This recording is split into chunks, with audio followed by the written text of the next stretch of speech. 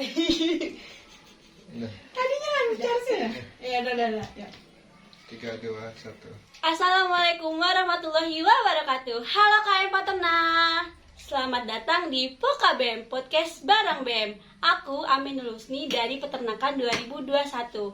So guys, podcast ini merupakan program kerja dari Dinas Komunikasi dan Informasi BEM KM Paterna Kabinet Anak Hidayah. Teman-teman tahu nggak sih tujuan podcast ini apa? Jadi sebelum kita mulai, aku bakal jelasin tujuan podcast ini apa. Podcast ini bertujuan untuk mengenal lebih dalam biro dan dinas yang ada di BEM KM Paterna. Oh, jadi kalian penasaran gak sih sama biro atau dinas yang bakal kita undang di podcast kali ini? Penasaran dong ya? Tentunya keren banget loh. Ini dia Biro Kastari. Hai. Sebelumnya kita perkenalan dulu ya, biar yang belum kenal makin kenal dan yang kenal makin sayang. Boleh nih dari Biro Kastari perkenalannya. Terima kasih Ami. Perkenalkan, nama aku Leni Marina, biasa dipanggil Leni. Angkatan 19. Di BEM diamanahkan sebagai Kepala Biro Kastari. Dan dari Kastari itu beranggotakan 3 orang. 1 orang sekbir. Silahkan sekbir saya. Hai semuanya, perkenalkan nama saya Beta Fitmaniati, biasanya dipanggil Beta. Saya angkatan 20. Oke, dan ada 2 orang lagi itu Septian Hasanul Fikri, angkatan 20 juga. Dan 1 cewek lagi itu Wila Safira, angkatan 20. Kami berjumlah 4 orang dan ada 1 cowok, itu emang penggawa dari Kastari. Dikembalikan. Wah, udah nih perkenalannya. Sebelumnya Ami mau terima kasih dulu nih kepada Biro Kastari yang sudah meluangkan waktunya ke podcast BEM kali ini. Tanpa berlama-lama, Ami ingin bertanya nih kepada Biro Kastari. Apa saja program kerja dari Biro Kastari dan pengenalan Biro Kastari? Oke, terima kasih Ami. Sebelumnya, kita lebih memperkenalkan dulu apa itu Biro Kastari gitu. Biro Kastari itu merupakan biro kesekretariatan yang berada di bawah naungan sekretaris daerah. Biro Kastari ini mengatur administrasi dari BEM sendiri gitu. Sedangkan kalau sekretaris daerah itu mendampingi gubernur. Untuk program kerja dari Biro Kastari itu berjumlah 9. Banyak juga ya. Banyak ya guys. Jadi dari proker yang ada 9 tersebut, saya akan memberitahu apa aja sih proker dari Kastari gitu. Yang pertama itu ada Gobaryu. Ini merupakan goro bersama anak hidayah gitu. Yang kedua itu ada BEM Debes. Yang ketiga ada SMK, surat masuk keluar. Terus ada piket harian. Terus ada absensi dan kalender kerja. Terus yang ketujuh ada potret kabinet, yang ke-8 ada lesen Kastari, dan yang ke-9 ada Kestar. Kestar ini merupakan Kastari Generation, itu merupakan PDF-nya dari PSDM gitu. Dikembalikan Ami. Wah, ternyata banyak juga ya guys program kerjanya. Iya. Oke, lanjut ke pertanyaan selanjutnya ya.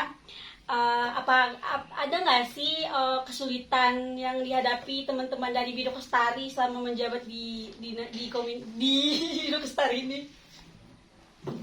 Oke, untuk kesulitan yang kami hadapi itu biasalah, kalau organisasi itu adalah masalah ataupun kesulitan yang kita hadapi gitu. Kalau untuk kesulitan dari kami, susahnya kayak apa ya? Kita tuh adalah datang ke sekre setiap harinya gitu kan. Tapi ada juga lah kendala dari pengurus untuk datang, kayak nggak setiap hari lah pengurus tuh tetap datang ke sekre gitu. Itu sih kendala dari kami. Oh, ya. Setiap program kerja pasti ada kendalanya ya. Nggak Iya. mungkin semuanya lancar-lancar aja ya. Oke. Pertanyaan selanjutnya nih untuk khusus kabirnya nih. Kan punya 3 partner tuh di Biro Kastari. Nah, bisa nggak menghandle ketiga-tiganya secara adil? Wow, ada pertanyaan khusus ya untuk kabarnya. Iya dong. Oke, terima kasih Ami. Untuk menghandle 3 punggawa gitu dari Kastari. Oh, itu. Oke. Kalau untuk menghandle itu dari kondisi, istilahnya itu kan pertanyaannya ke kondisi internal gitu ya.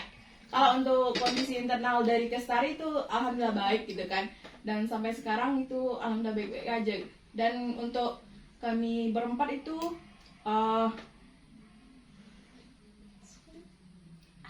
adem-adem aja iya, gitu ya. adem gitu. Soalnya Biasa. ya gimana lah ya guys, biasalah organisasi namanya gitu. Oke, adem-adem aja guys.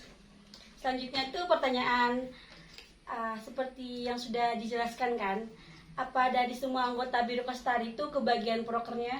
Atau ada gitu yang nggak kerja itu, atau ada yang itulah intinya kebagian semuanya sama rata, atau ya itu deh. Oke, untuk terkait pembagian program kerja itu dari kami udah menyusun dari awal gitu kan, PJ-nya untuk semua proker yang ada gitu. Namun walaupun ada nama setiap proker PJ-nya gitu, tapi kami selalu kerja bareng gitu. Istilahnya itu emang apa sih proker yang mau diangkatkan, makanya kami akan bergerak bareng gitu. Itu sih Ami. Oke. Pertanyaan selanjutnya ya kak. Iya. Oke, apa saja suka duka yang sudah dilalui selama mengembangkan tugas sebagai Biro Kestari, serta apa proker kerja yang belum terwujud dan yang sudah terwujud juga apa aja? Oke. Iya, pertanyaannya suka duka ya. Kalau untuk suka duka, biasa kalau yang namanya organisasi pasti ada kayak capeknya, jenuhnya gitu kan. Itu sih suka duka dari kami gitu kan. Terus kalau untuk proker yang sudah terwujudkan, alhamdulillah itu kami ada 9 proker ya. Itu ada terdiri beberapa kali gitu Mi. Kayak Gobar itu kami akan mengangkatkan 4 kali gitu. Terus itu Gobar udah terlaksana 2 kali. BEM Debes itu sudah terlaksana juga. Untuk terkait surat masuk keluar, tiket harian, absensi, kalender kerja itu merupakan program kerja kelanjutan gitu. Jadi emang setiap hari, bahkan kalau untuk kalender kerja itu setiap bulannya gitu. Terus kalau terkait potret kabinet itu belum terlaksana karena belum jadwalnya. Untuk lesan Kestari itu udah terlaksana juga 1 kali nih. Untuk Kestari itu menunggu PDF dari PSDM. Oke Ami. Banyak ya program kerjanya yang sudah terlaksana. Oke, masuk ke pertanyaan selanjutnya. Ada nggak kriteria khusus dari anggota BEM yang ingin menjadi anggota Biro Kestari ke depannya? Mungkin untuk tahun depan gitu. Oh, untuk misalnya generasi dari kami ya, Ami? Iya.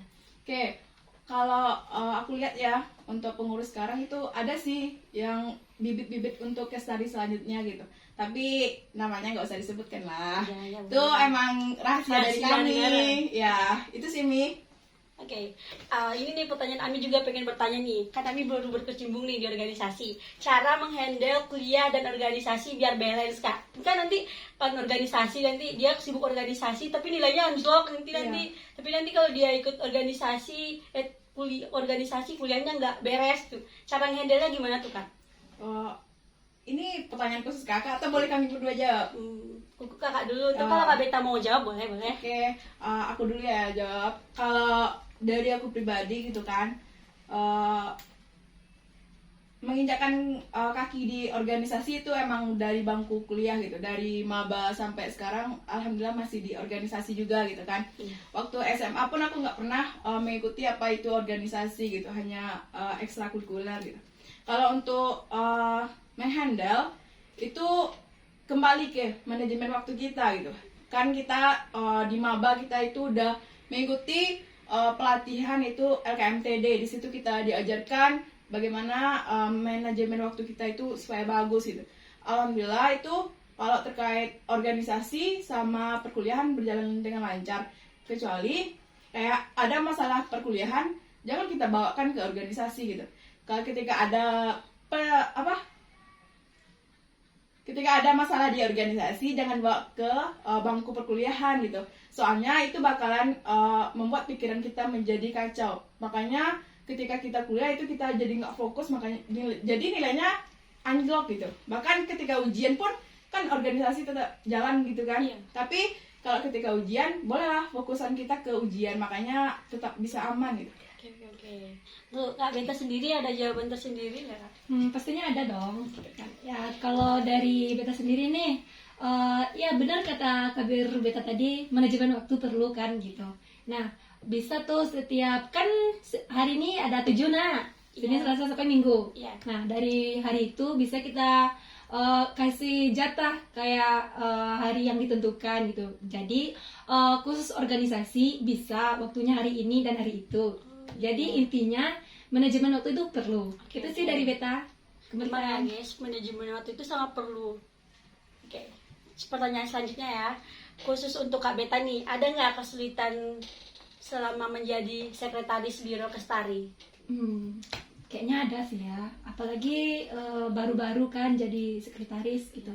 Tapi apa gunanya kita organisasi kan? Nah, jadi Bareng-bareng. bareng-bareng kan. Jadi kalau ada dalam kesulitan, Kabir membantu, teman-teman yang lain juga membantu gitu.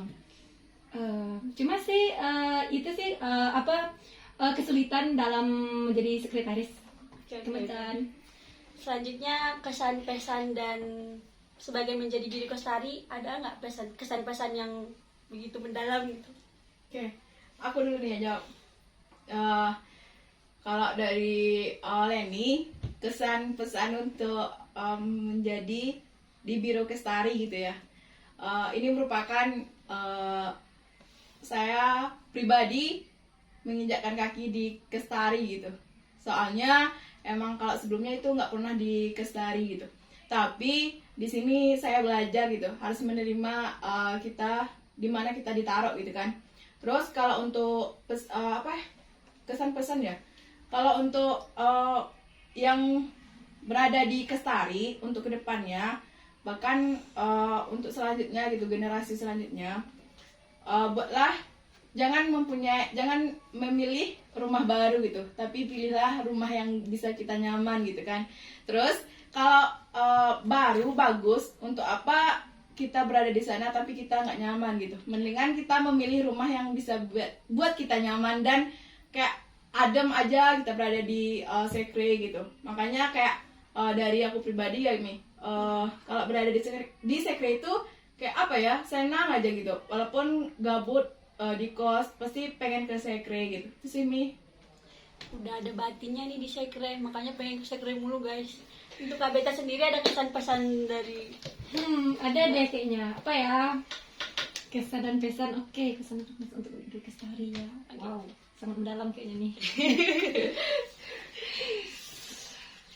Agak sulit ya dibilang nih. Intinya gini, kita rumah pertama itu ya pasti rumah kita kan. Iya. Nah, kalau dalam organisasi, otomatis itu menjadi rumah kedua kita. Benar nih yang dibilang Kabir saya tadi, rumah kedua kan, tempat ternyaman gitu. Jadi untuk generasi selanjutnya, untuk Biro Kestari ini, bernyamanlah di sekre kita sendiri. Tempat meluangkan waktu gitu kan. Nah, jadi apapun itu, Biro Kestari, tempat Kestari di sini, sekretaris kita di sini. saja. Gitu aja. Oke, baik teman-teman yang dari BM tuh yang bosan-bosan di kos tuh boleh sering-sering ke sekre nih. Iya, itu benar banget kehadirannya. nih. Oke, segitu saja itu untuk podcast kali ini. Bersama Biro Kestari sangat asik ya guys. Pastinya dong. Oke, terima kasih buat Biro Kestari yang sudah menyempatkan waktunya. Jangan lupa, dan terima kasih juga kepada penonton yang sudah menonton sampai habis, sampai sini. Dan jangan lupa follow Instagram BMKM Paterna. Dan jangan lupa YouTube, subscribe YouTube BMKM Paterna. Dan jangan lupa saksikan podcast-podcast selanjutnya. Dadah. Bye-bye. Wassalamualaikum warahmatullahi wabarakatuh. Oke.